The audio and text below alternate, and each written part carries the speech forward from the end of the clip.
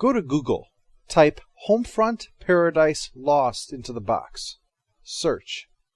2 of the top 10 results you'll get have 9/11 in the title.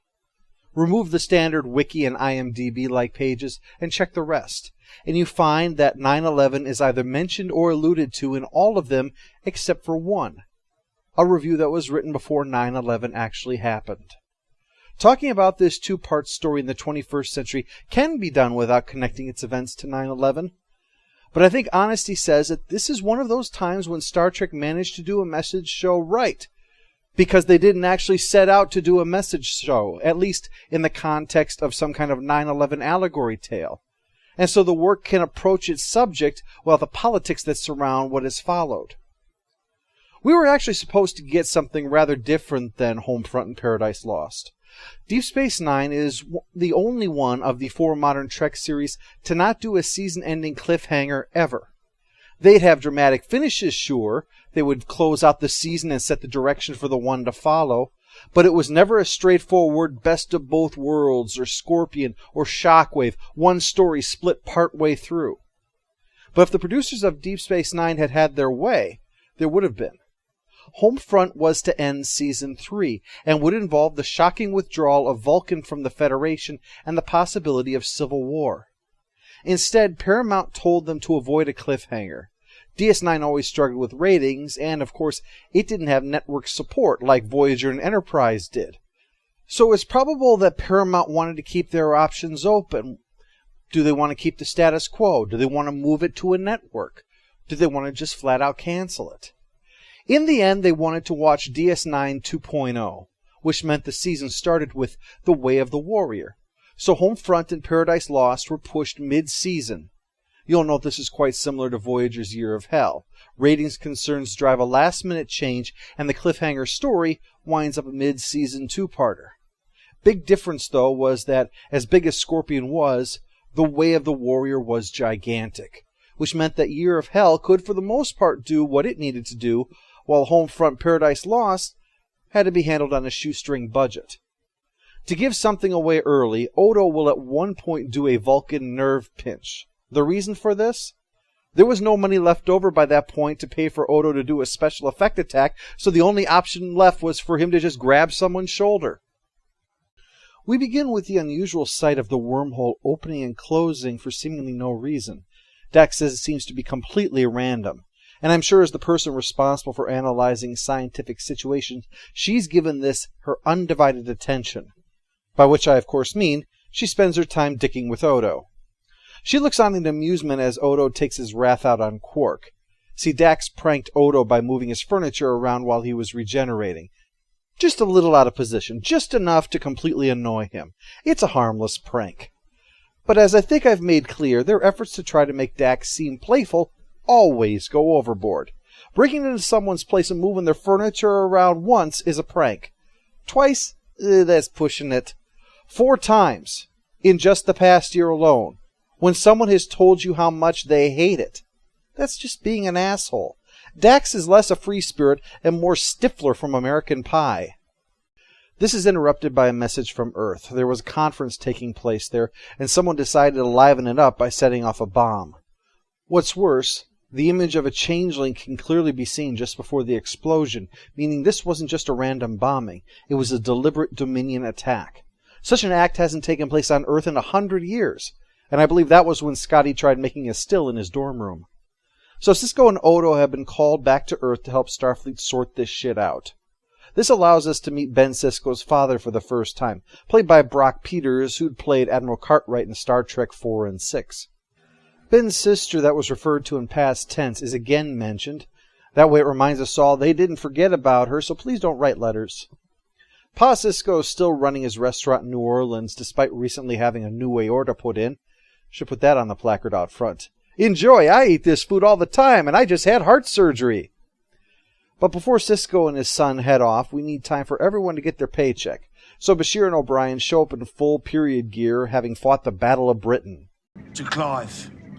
The best bloke ever to prang his kite into the channel. Still, it's worth the risk to get a snazzy jacket like that. So, you want to go back up, have another crate of the Jerry's? My heart isn't in it. Aren't you taking Clive's death a little seriously? After all, he was just a holosuite character. It's not Clive, it's Earth. Isn't that what he was fighting to save, or just the British part of it? Quark sympathizes, talking about the great financial meltdown that hit the Ferengi years back and how he suffered through it. Somehow, you telling me that doesn't make me feel the least bit better. I bet you're part of the 1%, Chief, you sellout. They see Odo off, but it won't be an easy assignment. Plus, being a shapeshifter won't make him very popular on Earth right now. Good luck. I don't believe in luck. Well, maybe we'll just say God go with you. Our gods are dead. Ancient Klingon warriors slew them a millennia ago. They were more trouble than they were worth. Well, we'll just say goodbye then. Sisko arrives at Starfleet and meets with Admiral Layton, his CEO back when Sisko was on the Okinawa. He's the one who assigned Sisko to DS9 and is now assigning him, temporarily, to act as head of Starfleet security related to Earth. And the best place to start that is Sisko's. That is clearly the shirt of a man who's selling reefer behind the restaurant between meals. Pa Sisko's a good guy, though, if a little on the amiably pushy side. The doctor said you have to keep your weight up. Don't you start, too. I have a vat of crayfish in the back that needs cleaning, and it's got your name on it. Well, sometimes not so amiable. Sisko and Jake have noticed that he's not eating like he should be, which isn't good for a man of his health, so he insists he's fine and quickly changes the subject. Starfleet must be taking the shapeshifters pretty seriously to have you come all the way back here. It is serious, Dad. Yeah, it's pretty bad. They nearly unfroze Sylvester Stallone to deal with it, but they decided on Sisko instead. Nog stops by for dinner, too. He'd recently joined Starfleet Academy, and it seems things are a little tough. The upperclassmen are standoffish, especially Red Squad. Ha! And they say the Federation isn't communist. There's your proof! As head of Earth security, that means, security around the planet Earth and not security around soil. Sisko and Layton meet with the Federation president to propose phaser sweeps and blood screenings as a means of combating the changeling threat. But the president isn't convinced that the threat is great enough to demand such changes. Forgive me for saying so, Captain, but you sound a little paranoid. Do I?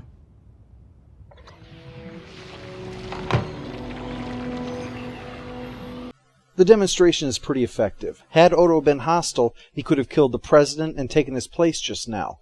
And if Sisko and Layton's proposals had been followed, this wouldn't have happened.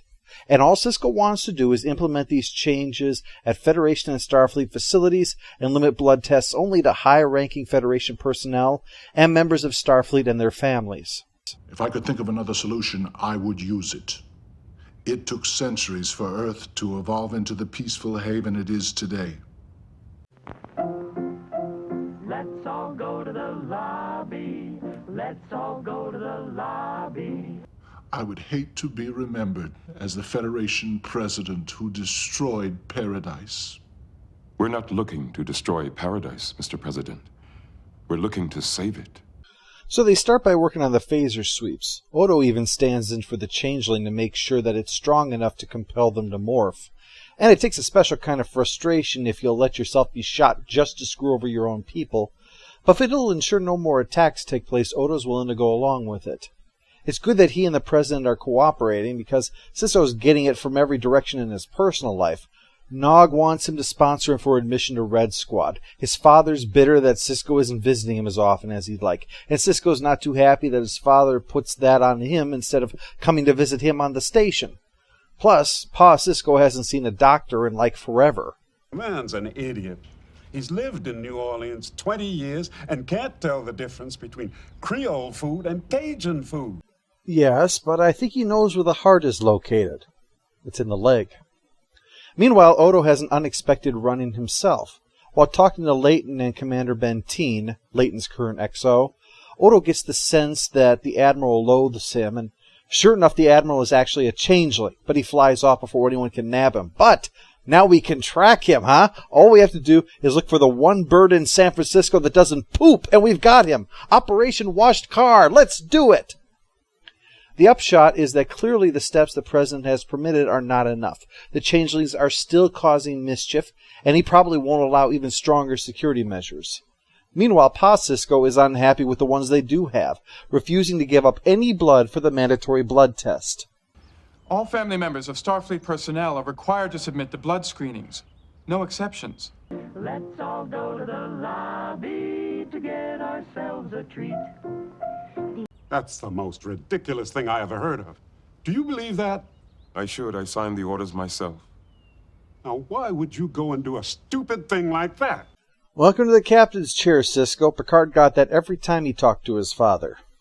Despite Cisco trying to explain, Pa Cisco is insistent. You shouldn't be able to demand people living their own lives suddenly have to prove who they say they are, just minding their own business. While Cisco is frustrated that these necessary security measures can't even be enforced in his own family. And a nice touch is, the episode doesn't spell it out, but when you remember that he hasn't been eating, refuses to see a doctor, and now refuses to take a blood test, well, that's exactly the kind of thing a changeling would do, right? But then Pa Cisco cuts himself making lunch. The blood on the knife thus proves who he really is. And when he realizes that for a moment Cisco was actually suspecting him, he gets really pissed off, pointing out that an obvious way around the test would be to absorb some poor bastard's blood and let it get sucked out when the moment comes for the test.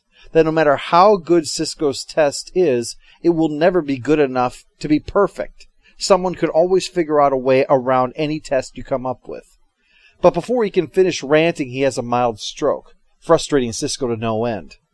I mean, the fact that he's not taking care of himself. He didn't stand over the gasping old man with his hands on his hips. Damn it, have a massive heart attack on your own time, old man. Cisco and Odo discuss what happened and what his father had said. Odo says that, like it or not, the changelings are here. All you can do is use the tools that you have, even if they are imperfect. The episode does a fine job of showing the complexities of the issues that are on display. Because Joe Cisco is right. You can't just start doing things to people against their will just because you're worried about security. And Odo's right that the changelings are an insidious threat which you ignore at your own peril. The argument about Pa Cisco's health is a parallel one to this. He had said that at his age, being healthy is a full-time job, and he can't hold down that one and the restaurant. And while the logical answer seems to be, what good's your restaurant if you're not alive to enjoy it? There's also the opposing side. What's the good of being alive if you can't enjoy it? How much can you sacrifice of your life before it ceases to be worth living? Since they've suffered the terrorist attacks, a lot of nations have faced this same conflict. For America, that was obviously 9/11. How do we prevent a disaster without becoming a police state?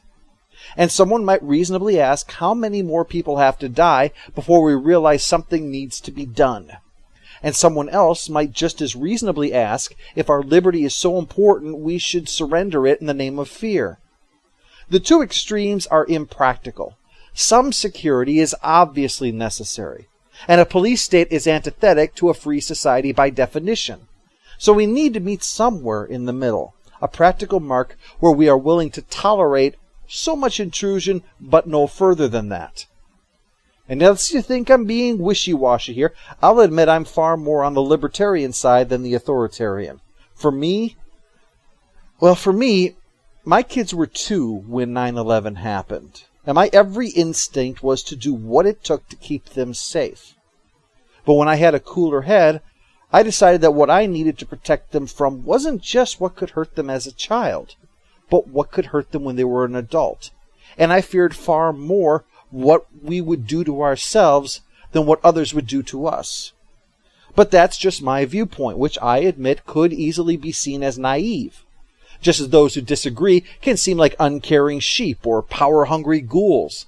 But with few exceptions, they're not that unreasonable. They just are willing to compromise more in the name of security than I am. Acknowledging that doesn't require me to surrender my position or principles, and I think it allows us to be able to more reasonably have a dialogue on where that line needs to be. And before you get ready to write in, I'll be discussing this more with Paradise Lost next week. But in the face of this, Cisco and Odo have an uncomfortable exchange. But there are times I wish you'd never found your people. Believe me, Captain. Sometimes I feel the same way. It's gotta be awful to learn that the ones you wanted to find all your life represent something so loathsome. It's like finding out you're a Kardashian. At the restaurant, Jake and his grandpa discuss things until the lights go out, but it's not because he called the head of the local Commonwealth Edison a dumbass for not knowing a gumbo from a jambalaya. The whole planet's gone offline, which likely means sabotage since it would leave Earth effectively defenseless. The Lakota transports them to the president's office so that Cisco can request that a state of emergency be declared. He reasons that the opening and closing wormhole was a cloaked Dominion fleet that's been waiting for the opportunity to launch an attack on Earth. Luckily, Starfleet's been preparing for this possibility and has stockpiled arms and equipment. They can deploy armed personnel all over the planet to help. Soldiers to defend, officers to oversee, engineers to keep the trains running on time. I kid. Easy when you know what's really happening, but I have to really give it to the DS9 team, because when Cisco and Odo talk to the president, martial law seems so reasonable and obvious that to oppose it would be naive contrarianism. And the ironic thing is that Odo keeps speaking of the danger of fear. And yet it is fear that is at the heart of this decision, at the center of all these security steps. Fear of what else the changelings will do. And I fear that things will end very badly next week in Paradise Lost.